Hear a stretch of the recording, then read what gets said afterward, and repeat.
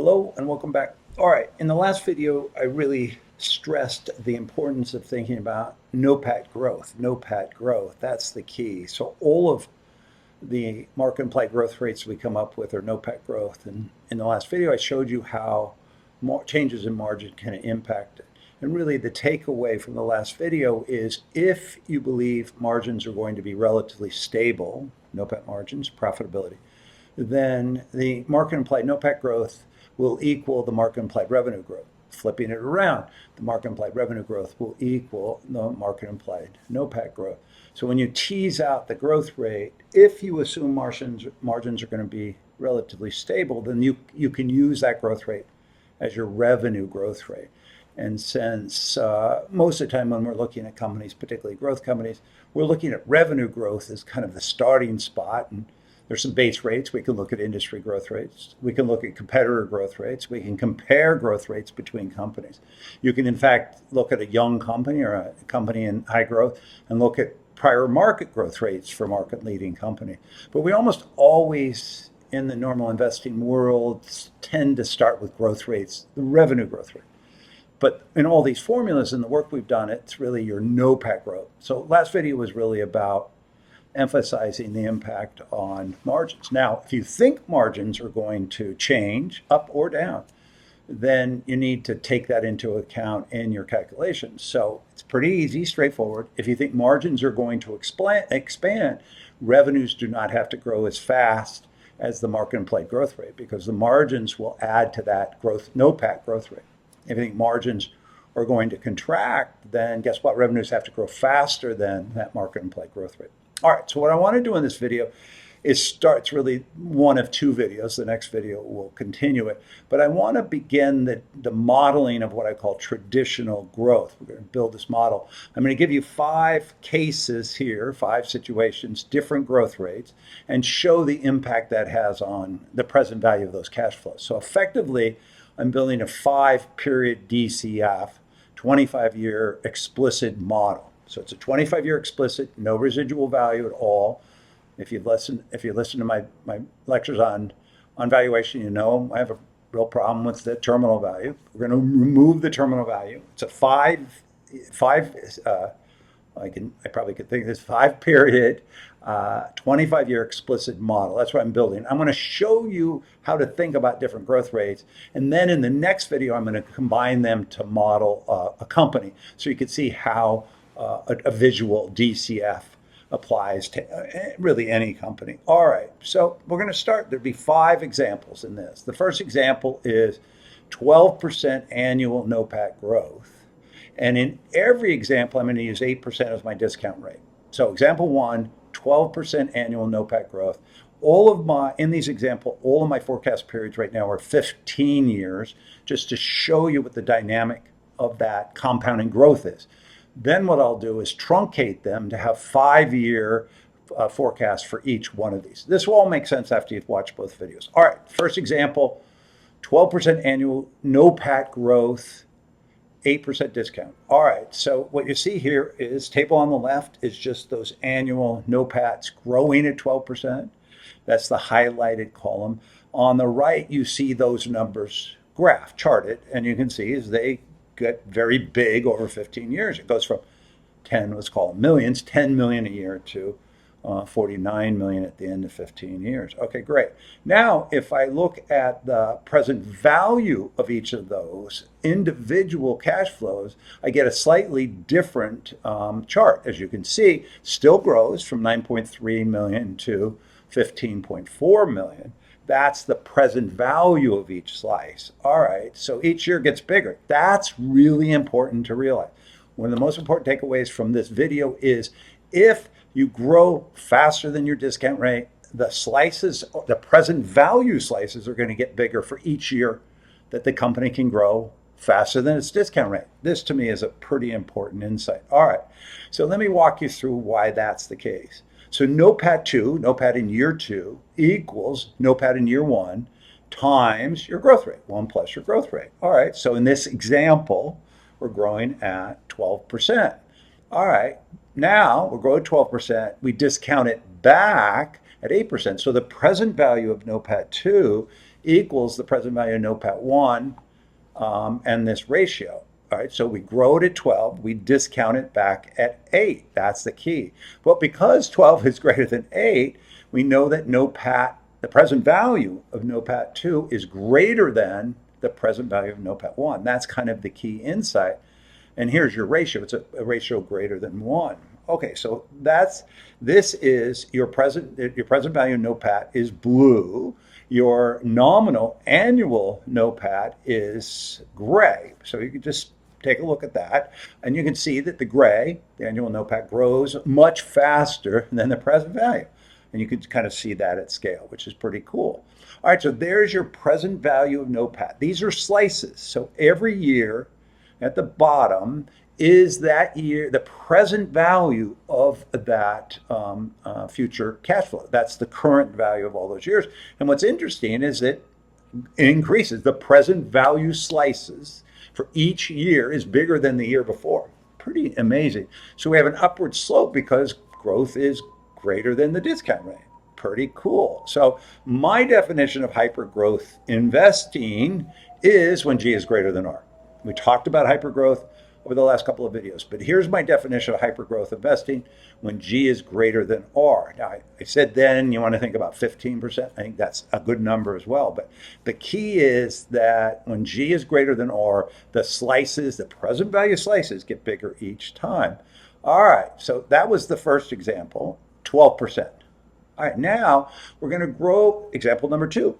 We're going to grow the annual NOPAT at 8% annual growth rate, still discount it back at 8%. That's the key. It's 8% in every example. It's going to be an 8% discount. All right. So we've charted the annual NOPAT. These are the nominal numbers, and there is the present value of the NOPAT. Now, this is kind of the second insight. When the company grows its NOPAT at its discount rate, every slice is the same. This is effectively a perpetuity. All right, so it's growing at 8%, discounted back at 8%. And the math is the same. We saw that before. NOPAT 2 equals NOPAT 1 times 1 plus the growth rate. You're growing at 8%.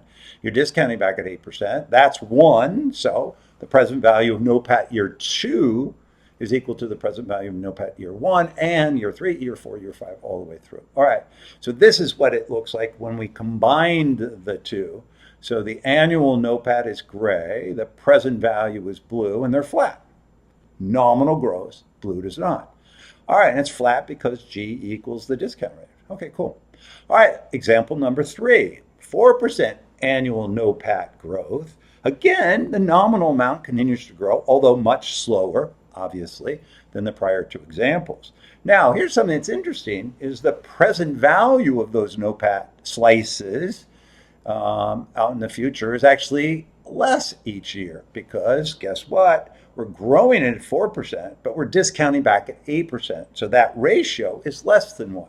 So now we know that the present value of NOPAT in year 2 is less than the present value in NOPAT year 1. Now, I'm hoping get some interesting insight. When the company grows their NOPAT faster than their discount rate, the present value slices in each subsequent year gets bigger.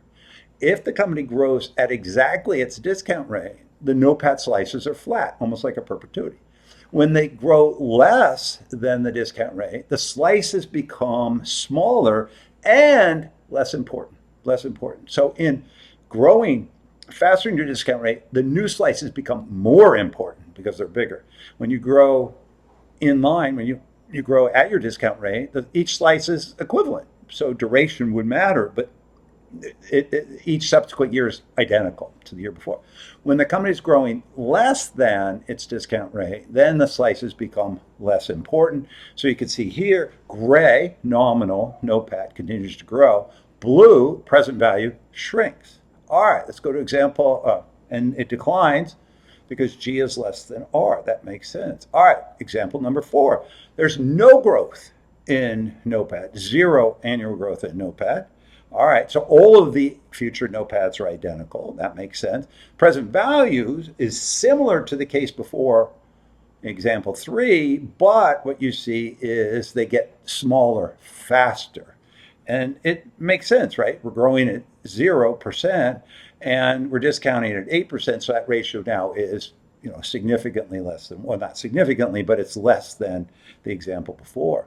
All right. And when we graph the nominal and the present value, you can see the nominal's flat, the present value shrinks, and at a faster rate. All right.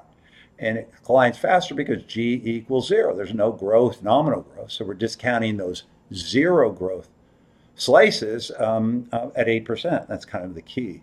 All right, final example, example 5 is minus 5% annual NOPAT growth.